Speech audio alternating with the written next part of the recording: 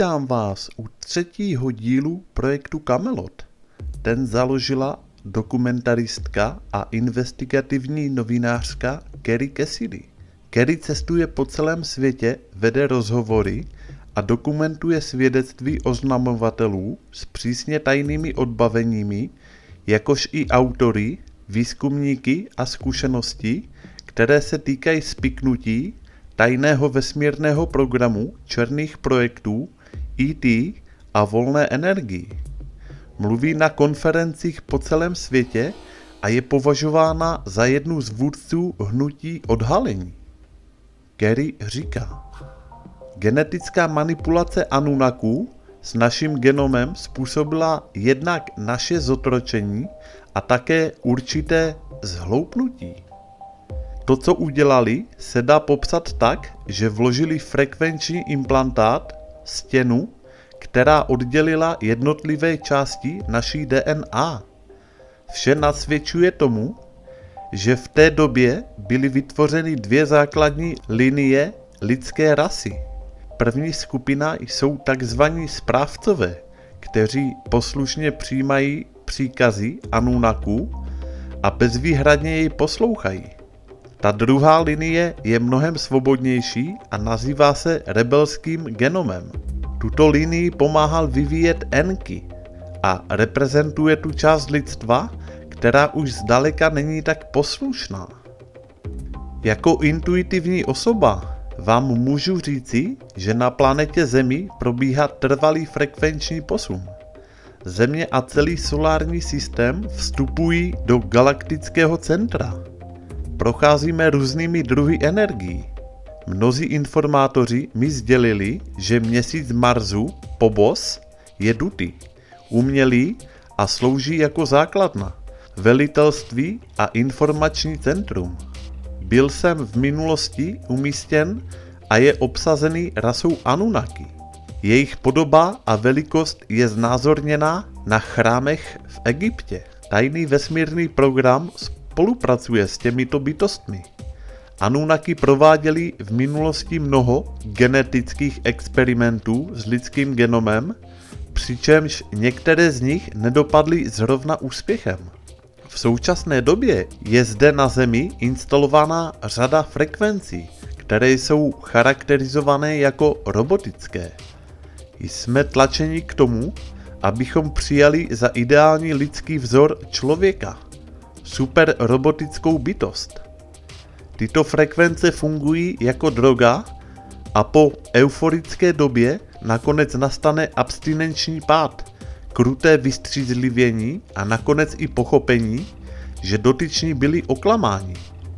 Nejvíce tyto frekvence rezonují s lidmi, kteří mají v sobě vojenské frekvence, a s lidmi, kteří chtějí být něco víc, ale nechtějí podstoupit cestu přirozeného vývoje a práce, to znamená cestu přirozeného zvyšování svých vibrací, včetně propojování svých čaker.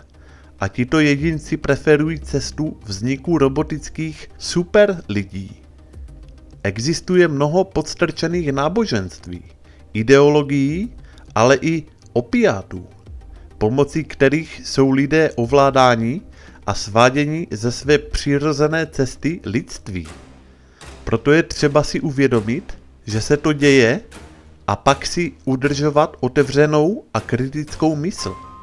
Každý z vás zná kousek pravdy, kterým může pomoci přispět ostatním k probuzení vědomí a k složení celkového pravdivého obrazu naší reality. Měli bychom ctít pravdu jako vůbec to nejposvátnější, jako skutečný maják, který nám ukazuje správnou cestu. Nikdy bychom se neměli zaprodat lži, protože to je to stejné, jako kdybychom se vzdali svého vědomí, srdce či mozku.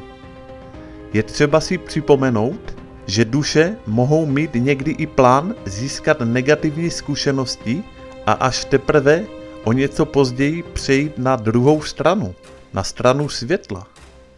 Proto předem neodepisujme všechny temnotě sloužící bytosti kolem nás. Pochopme, že i my, jako nesmrtelné duše, jsme zde proto, abychom získali materialistické zkušenosti. Přicházíme sem a vtělujeme se do těla, které je složeno z mnoha mimozemských ras, které se často v minulosti naprosto nesnášely. Zde na Zemi se jim podařilo spojit a stavit všechny tyto rasy, aby tak spolu navzájem vycházely. Dříve na Zemi bojovali celé věky a teď se musí naučit spolu vycházet. Právě vrcholí bitva o vaše srdce a vědomí. Z úrovně 4. dimenze k nám dopadá mnoho manipulací. 4. dimenze je obsazená mimozemšťany, kteří jsou charakterizováni jako služba sobě. Lidé jsou udržovaní v hluboké nevědomosti a vůbec netuší, co se tady děje, a tím vzrůstá jejich zmatenost. Tam venku se naplno rozvíjí tajný vesmírný program. Jsou vysílány vesmírné lodě za náš solární systém a dokonce do okolních galaxií a čile probíhá obchodování se stovkami různými mimozemskými civilizacemi. Globalisté původně podstoupili mimozemským civilizacím Afriku a tak zde byla naplánovaná decimace jejího obyvatelstva a uprchlická krize. Číňané o tom dobře věděli a proto stavěli těmto přistěhovalcům celá města, které jsou nyní ještě zcela prázdná. Údajně se jedná o civilizaci z Aldebaranu, která se spojuje s Nazi frakcí iluminátů. I celá změna zemského klimatu je cílená a tak i oteplování planety se děje uměle. Chemtrails, zvyšování radiace a teploty, to jsou projevy této terraformizace Země. V tajných vesmírných programech sice jsou k dispozici technologie, které by vše vrátily zpět a rychle obnovili ekologickou rovnováhu, ale zatím není dovoleno tyto technologie použít. Oni měli plán sem přivést nové rasy typu hybridů šedých a člověka, které byly lehčeji ovladatelné, byly by roboticky zaměřené, necitlivé a poslušné. USA a britská správa spolu za oponou úzce spolupracují s Nordiky a také se skupinou z Aldebaranu. Britská tajná správa pracuje pro ilumináty, kteří zase slouží Anunnakům, kteří mají rozsáhlé podzemní základny pod Izraelem. Anunnakové se navíc doslova prochází po chodbách Pentagonu. Dalším silovým místem na planetě je Vatikán, který historicky ovládali reptiliáni a samozřejmě i jezuiti jsou součástí tohoto plánu.